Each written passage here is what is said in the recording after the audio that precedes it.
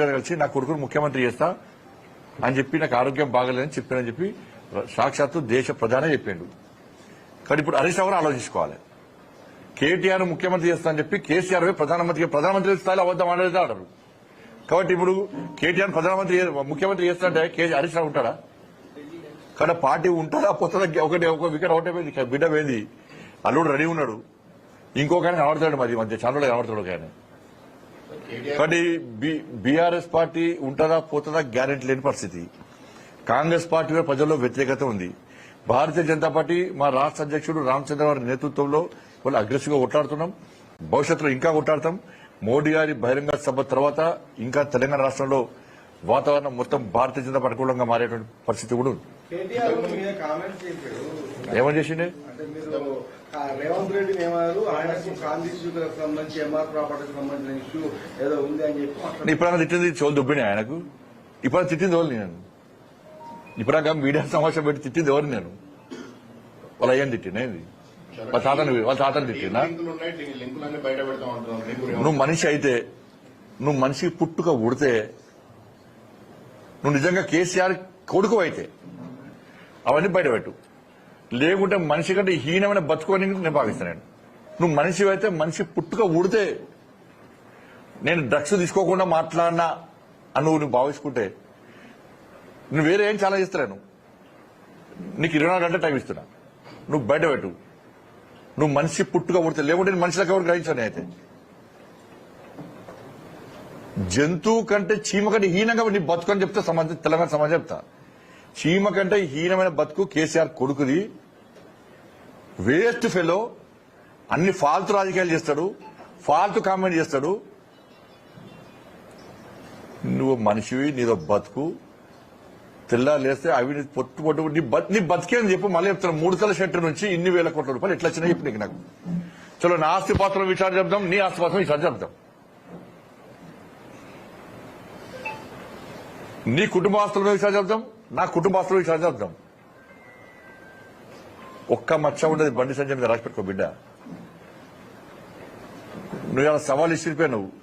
నువ్వు మనిషి అయితే, మళ్ళీ చెప్తున్నా, మనిషి అయితే దానికి సిద్ధమై ఉండు. 24 గంటల 48 గంటల టైం ఇస్తా బయటపడి. నువ్వు ఏ ఒక్క ఆధారం బయటపడు. చలో, రాయకని పక్క జరుగుతా.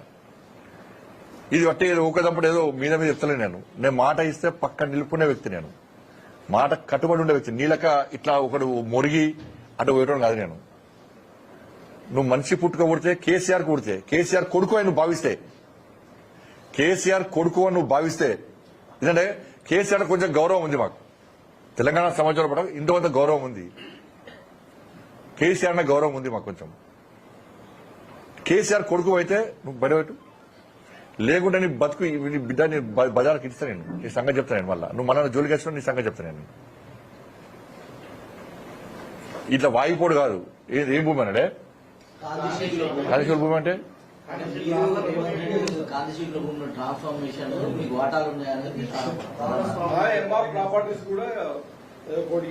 మరి ఏం వ్యక్తున్నారో భయ్, నాకు అర్థం కాదు. నువ్వు ఏం వ్యక్తులు చెప్పండి. ఆల్రెడీ బయటపెట్టి రాదు. సంకలో పెట్టుకొని తిరుగుతూ అయిపోతుంది. పెట్టి బయటపెట్టు. ఎందుకు బయటపెడతావు? డ్రగ్స్ తీసుకుని ఎండకాలం కదా, డ్రగ్స్ డోస్ ఎక్కువ తీసుకుంటారు. ఈ మధ్య డ్రగ్స్ డోస్ ఎక్కువ తీసుకుంటారు. ఎందుకంటే ఎండకు చెమట పోతా ఉంటుంది అది బాగా. డ్రగ్స్ డోస్ ఎక్కువ తీసుకుంటాడు, డోస్ ఎక్కువ తీసుకుంటాడు. 24 గంటలు బండి సంధ్య కనబడతాడు. ఫాల్తు రాజకీయాలు చేయదు. ఏదంటే నీకు ఆధారం ఉంటే మాట్లాడాలి. ఏదో మాట్లాడిపోతే కాదు. నువ్వు మళ్ళీ నేను ఇది బయట పెట్టేదాకా నిలిచిపెట్టా. ఇది బయట పెట్టేదాకా నిలిచిపెట్టా. నువ్వు పక్క బయట పెట్టాల్సిందే. లేకుండా సంగతి చెప్తా. నేను నువ్వు కరీంనగర్కి వస్తే మాత్రం పక్కా అడ్డుకుంటాం. నువ్వు రెడీ చెప్తావు. రెడీ ఎప్పుడు కరీంనగర్ అడ్డుకుంటాం. నేను నువ్వు నా మీద చేసిన ఆరోపణలు బయట పెట్టే వరకు కూడా కరీంనగర్ లో నువ్వు అడుగు పెడితే మా భారతీయ జనతా పార్టీ కార్యకర్తలు పక్కా అడ్డుకుంటాం. నేను లేకుంటే నేను మాట్లాడి తప్పని ఒప్పుకో. నేను మళ్ళీ చెప్తున్నా, పోలీసులు అరెస్ట్ చేస్తారా? నువ్వు హౌస్ అరెస్ట్ చేస్తావా? నువ్వు రేవంత్ రెడ్డి కలిసి మీ ఇద్దరు దోస్తులు కదా. నీ ఫోన్ ట్యాపింగ్ కేసు ఏడవా? నీ ఫామ్ హౌస్ కేసు ఏడవా?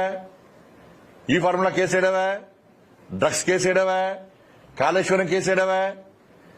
విద్యుత్ కొనుగోలు కేసు ఏడవా? ఏడవేనా కేసులని? నువ్వు రేవంత్ రెడ్డి ఏం చేస్తూ ఇద్దరు కలిసి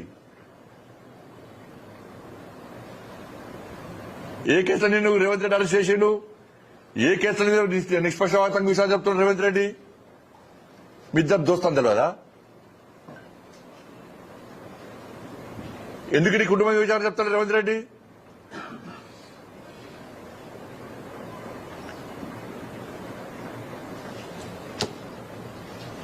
థ్యాంక్ యూ అన్న. మీరు థ్యాంక్స్ చెప్పాలి. ఎక్కడ పోయినా కానీ మీ బీజేపీ గెలుస్తుంది కదా. థ్యాంక్స్ అన్న నువ్వు చెప్పినందుకు.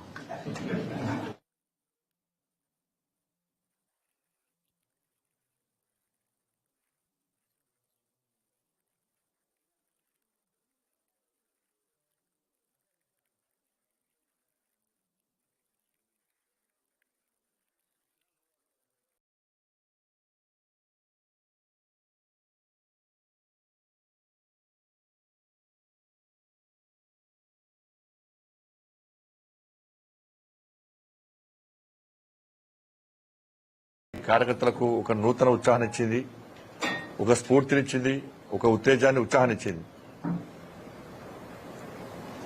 దీన్ని స్ఫూర్తిగా తీసుకుని రాబోయే రోజుల్లో దేశవ్యాప్తంగా అన్ని రాష్ట్రాల్లో భారతీయ జనతా పార్టీ ప్రభుత్వాన్ని ఏర్పాటు చేయాలని చెప్పి నరేంద్ర మోడీ గారి యొక్క లక్ష్యం ఉందో, కాంగ్రెస్ ముక్త భారత్ అనేటువంటి లక్ష్యం ఉందో దాన్ని సాకారం చేయడానికి ప్రతి భారతీయ జనతా పార్టీ కార్యకర్త ముందుకొచ్చి పనిచేయడానికి సిద్ధంగా ఉండడానికి ఈ ఎన్నికల ఫలితాలు దోహదపడ్డాయన్న విషయం వాస్తవం.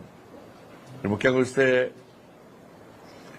అస్సాంలో ఇలా ఆత్మగౌరవం, ఇలా భారతీయ జనతా పార్టీ ఆత్మగౌరవం ఇవాళ నిలిచింది. వాళ్ళు 100కు పైగా సీట్లలో భారతీయ జనతా పార్టీ ఇలా ఎన్నికల్లో గెలిచి ఈశాన్య రాష్ట్రాల అభివృద్ది కోసం నరేంద్ర మోడీ ప్రభుత్వం చేస్తున్న కృషికి నిలువెత్తు నిదర్శనమే అస్సాంలో భారతీయ జనతా పార్టీ విజయం.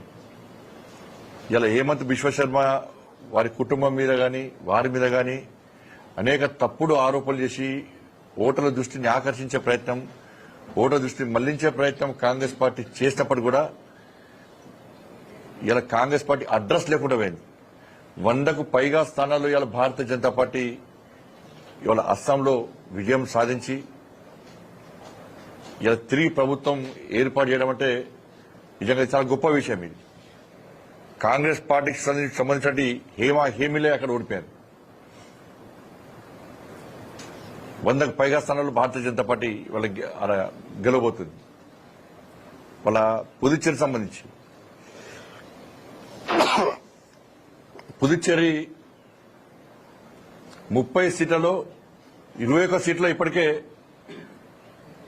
ఎన్డీఏ గెలిచి ఇలా విజయ పరంపర దిశగా కొనసాగుతున్నది.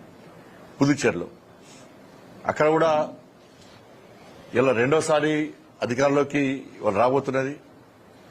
అక్కడ అభివృద్ధి లక్ష్యంగా ఇలా భారతీయ జనతా పార్టీని నరేంద్ర మోడీ ప్రభుత్వాన్ని ఏర్పాటు చేయాలని చెప్పి మన ప్రజలు భావించి ఇలా ఎన్డీఏకు పట్టకట్టడం జరిగింది.